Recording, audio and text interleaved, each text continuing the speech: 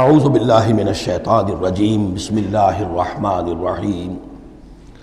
لقد کان فی یوسف و اخوتہ آیات للسائلین، یقیناً حضرت یوسف اور ان کے بھائیوں کا جو واقعہ ہوا، جو ماجرا ہوا، اس میں تو نشانیاں ہیں ان پوچھنے والوں کے لیے، یعنی جنہوں نے یہ سوال پوچھوایا ہے اور جو پوچھ رہے ہیں ان سب کے لیے نشانیاں ہیں۔ اگر اسی قصے کو حقیقت بینی کے ساتھ جو ہے، حقیقت کی نگاہ کے ساتھ اسے دیکھیں اور طلب ہدایت کے لیے اس قصے پر غور کریں جو قرآن اب پیش کر رہا ہے، تو یہ کہ ان کے لیے تو بہت سی چیزیں جو ہے نکھر کر سامنے آ جائیں گی، حقائق واضح ہو جائیں گے۔ اذ قالوا لیوسف واخوہ احب الی ابینا منا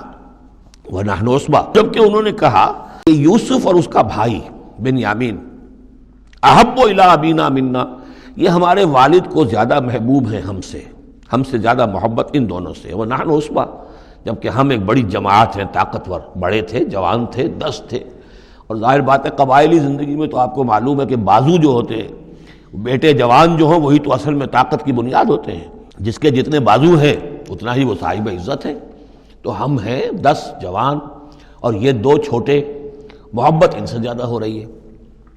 انا ابانا لفی ضلال مبین، یقیناً ہمارے ابا جان کچھ بہک سے گئے ہیں، معلوم ہوتا ہے کچھ سٹھیا گئے ہیں۔ اقتلوا یوسف،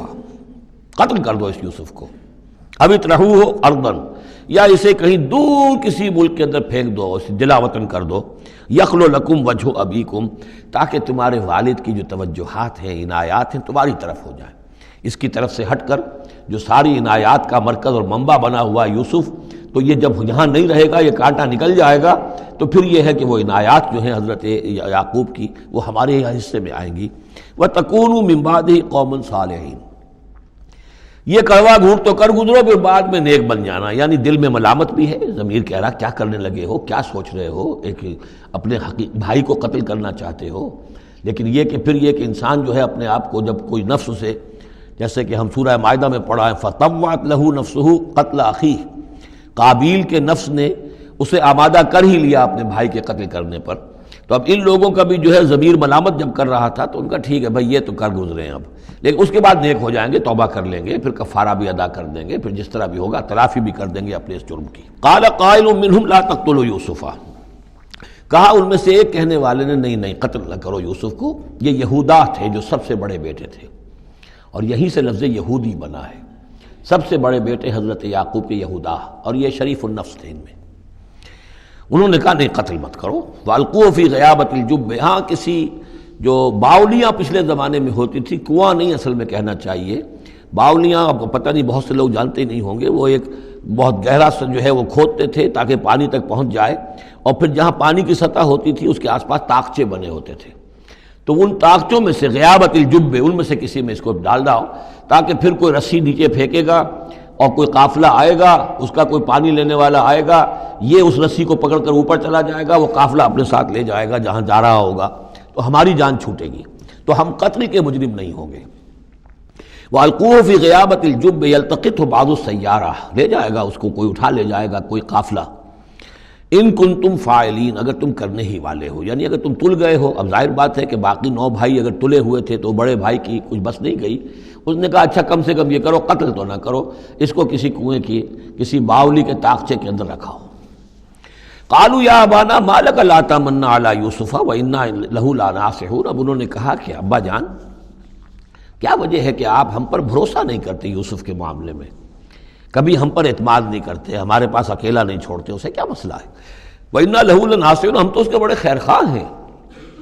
أَرْسِلْهُ مَعَنَا غَدًا، کل ذرا ہمارے ساتھ بھیجیے، ہم جا رہے ہیں، شکار کے لیے جا رہے ہیں،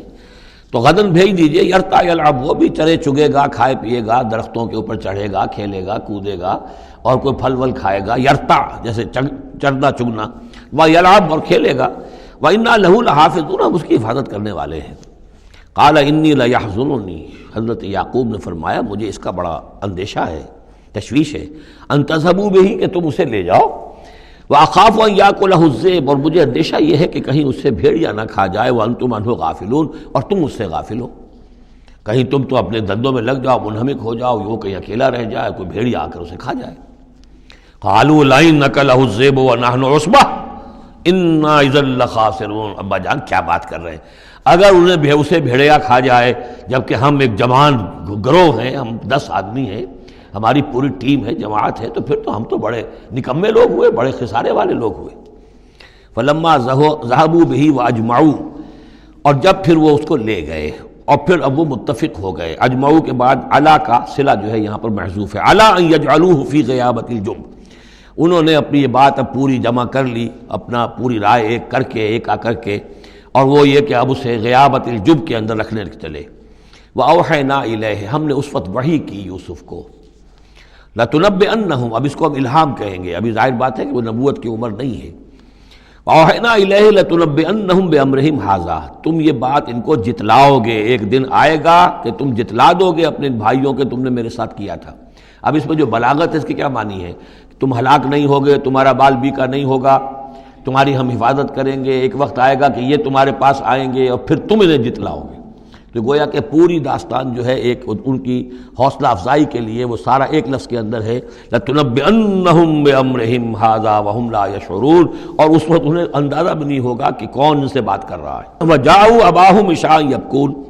شام کو وہ آ گئے روتے ہوئے اپنے ابا جان کے پاس، حضرت یعقوب کے پاس۔ قالوا یا ابانا انا ذهبنا نستبق، انہوں نے کہا ابا جان ہم گئے تھے ذرا دوڑ لگا رہے تھے، مقابلہ کر رہے تھے دوڑنے کا۔ وَتَرَكْنَا يُوسُفَ عِندَ مَتَاعِنَا، اور ہمارا جو سامان و امان تھا، کوئی کپڑے وپڑے ہم نے رکھے تھے اضافی اتار کر دوڑنا جو تھا، تو وہاں ہم نے یوسف کو چھوڑ دیا تھا۔ فَأَكَلَهُ الذِّئْبُ، تو اسے کھا لیا ایک بھیڑیے نے۔ وَمَا أَنْتَ بِمُؤْمِنٍ لَنَا، اور آپ ہماری بات مانیں گے تو نہیں۔ وَلَوْ كُنَّا صَادِقِينَ، خواہ ہم کتنے ہی سچے ہوں، آپ نے ماننی تو نہیں ہے بات، لیکن ہم کیا کریں، ہوا یہ ہے۔ وَجَاءُوا عَلَىٰ قَمِيصِهِ بِدَمٍ كَذِيبٍ، اور کوئی جھوٹ موٹ کا خون اس کی قمیص کے اوپر لگا کے لے آئے۔ قال بل سولت لکم انفسکم امرا، حضرت یعقوب نے فرمایا نہیں، بات کچھ اور ہے، تمہارے جیوں نے، تمہارے نفسوں نے تمہارے لیے ایک بڑی بات کو ہلکا کر دیا ہے، تم نے کوئی بہت بڑا غلط اقدام کیا ہے اور تمہارے نفسوں نے اس کے لیے تمہیں آمادہ کر دیا ہے۔ فصبر جمیل، لیکن ظاہر بات ہے کہ اب 10 بیٹے ہیں، حضرت یعقوب اکیلے ہیں، بوڑھے ہیں۔ فصبر جمیل، میں اب کیا کر سکتا ہوں سوائے اس کے کہ صبر کروں خوبصورتی کے ساتھ، اور دیکھوں اللہ تعالیٰ اس میں سے کیا برآمد کرتا ہے۔ واللہ المستعان علی ما تصفون، اور جو کچھ تم بیان کر رہے ہیں اس پر تو ظاہر بات ہے کہ اب میں اللہ ہی سے مدد مانگ سکتا ہوں۔ صدق اللہ العظیم۔